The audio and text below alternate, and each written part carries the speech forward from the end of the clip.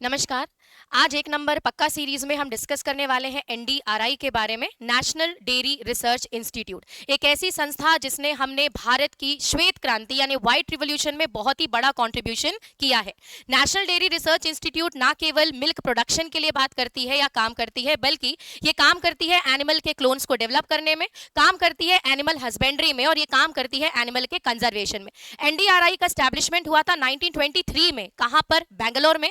But यहां पर देखा गया कि 1955 में इसका जो हेडक्वार्टर है वो बेंगलोर से चेंज करके कहां शिफ्ट कर दिया गया? करनाल में। तो जब आप किताबों में पढ़ते हैं तो आपको एनडीआरआई का जो एस्टैब्लिशमेंट ईयर है वो 1955 मिलता है और मुख्यालय करनाल में मिलता है। पर ध्यान रखें 1923 में सबसे पहली बार इसे बेंगलोर में बनाया गया था। डॉक्टर धीर सिंह ये वर्तमान में एनडीआरआई के चेयरपर्सन है। आइए अब हम जानते हैं एनडीआरआई के द्वारा लेटेस्ट कौन कौन से नए काम किए गए हैं। तो बहुत ज्यादा तथ्य नहीं है, आपको यहाँ पे कुछ 7-8 ऐसे क्लोन्ड एनिमल्स हैं जो फेमस हैं, जिनको वर्ल्ड रिकॉग्निशन मिली है, उनके नाम आपको पढ़ने हैं। तो आपको नाम भूले ना, इसलिए हमने इसको प्रॉपर अरेंज कर दिया है एक स्लाइड में। सबसे पहले ध्यान रखें 1990 में आईवीएफ के द्वारा मतलब इन विट्रो फर्टिलाइजेशन के द्वारा सबसे पहला मेल बफेलो बनाया गया था, जो कि एक फीमेल बफेलो था, लेकिन ये क्लोन्ड नहीं था, ये आईवीएफ की सहायता से बनाया गया था। सेकंड, अगर हम बात करें फरवरी 2009 की, तो यहां पर आपको मिलता है बफेलो का क्लोन जिसका नाम था समरूपा। लेकिन समरूपा कुछ ही घंटों के लिए जीवित थी, इसलिए हम इसको बहुत बड़ा सक्सेसफुल जो है वो एक एक्सपेरिमेंट नहीं मानते हैं। इसके बाद जब हम जून 2009 की बात करते हैं तो यहां पर हमको गरिमा का क्लोन मिलता है, जो कि एक सक्सेसफुल एक्सपेरिमेंट था, क्योंकि लगभग 2 से 2.5 साल तक ये जो गरिमा क्लोन है ये जीवित थी और इसने काफी सारे ह्यूमन लाइक या फिर एनिमल्स लाइक जो फंक्शंस है वो परफॉर्म किए। 2010 का ईयर हमारे लिए इसलिए फेमस है क्योंकि 2010 में श्रेष्ठ को बनाया गया, जो कि वर्ल्ड का पहला मेल क्लोन्ड बफेलो था, विश्व का पहला, इसलिए ये हमारे लिए इंपॉर्टेंट है। इसके बाद 2012 में पहली बार पश्मीना का क्लोन बनाया गया जिसका नाम रखा गया नूरी। आगे हम इसकी फोटोज भी देख लेंगे। 2013-14 में ये जो गरिमा क्लोन थी जो 2009 में बनाई गई थी, इसके द्वारा 2 अलग अलग क्लोन बफेलो को जन्म दिया गया। 2013 में महिमा और 2014 में करिश्मा।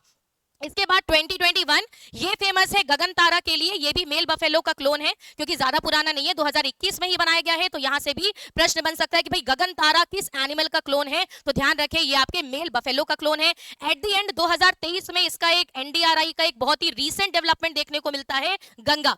गंगा भी एक फीमेल काफ है जो कि गिर गाय के क्लोन से बनाई गई है। तो ये भी इंपॉर्टेंट है कि भाई गंगा जो है वो कौन सी गाय की वैरायटी का क्लोन है, तो ये है गिर गाय का। फटाफट से अगर हम सबकी पिक्चर्स देख लें तो ये प्रथम है जो आईवीएफ टेक्निक से बनाया गया था। इसके बाद आपको देखने को मिलता है ये आपका समरूपा है, जो कुछ ही घंटों के लिए जीवित थी, फिर इसकी डेथ हो जाती है, इसलिए हम इसको एक सक्सेस एक्सपेरिमेंट नहीं मानते हैं। ये गरिमा है जो कि काफी सालों तक जीवित थी और ये पहला सक्सेसफुल एक्सपेरिमेंट था एनडीआरआई का। इसके बाद बात करें तो ये आपको दिख रहा है पश्मीना का क्लोन यानी कि नूरी, जो कि एनडीआरआई के साथ साथ कश्मीर शेर यूनिवर्सिटी के द्वारा बनाया गया था। इसके बाद बात करें ये है आपके 2 अलग अलग क्लोन एनिमल्स, ये है गगन तारा जो कि मेल काफ का क्लोन है, और इसी के साथ यहाँ पे कर्णिका भी है जो कि गगन तारा के कुछ 1 वर्ष पहले इसको डेवलप किया गया था, ये फीमेल क्लोन है। इसके अलावा हम बात करें तो यहाँ पर आपको दिख रहा है गंगा, और गंगा ये है आपकी गंगा और ये है आपका गिर गाय, जिससे गंगा का क्लोन जो है वो बनाया गया। तो ये हमारे लिए हो जाते हैं सारे इंपॉर्टेंट फैक्ट। तो काफी सारी चीजें आपको किताबों में मिलेंगी जब आप बात करेंगे साइंटिफिक रिसर्च इंस्टीट्यूशन की, पर आप ये ध्यान रखें कि सारा कुछ नहीं पढ़ना है, जो भी इंपॉर्टेंट है, जो भी लेटेस्ट है, और स्पेशली 23, 24 और 25 के जो आंकड़े हैं, डेवलपमेंट्स हैं, वो आपको कवर करने हैं। चलिए, तो आज का हमारा ये जो सेगमेंट था एनडीआरआई पर, ये कवर होता है। सारे फैक्ट्स को एक बार और सुन लीजिए ताकि आपके दिमाग में फीड हो जाए, क्योंकि इतना सेग्रीगेटेड इंफॉर्मेशन आपको किताबों में नहीं मिलने वाला है। अगली जो हमारी संस्था होगी उसमें हम डिस्कस करेंगे national environmental engineering research institute मतलब नीरी के बारे में, जो नीरी से प्रश्न बना भी है। तो ध्यान रखें अगला इंस्टीट्यूशन हमारा वही होने वाला है। ऐसे ही रोचक तथ्यों के साथ जानने के लिए, ऐसे ही रोचक तथ्यों को सुनने के लिए बने रहें एसएमजे के प्लेटफॉर्म के साथ। Thank you so much. जय हिंद।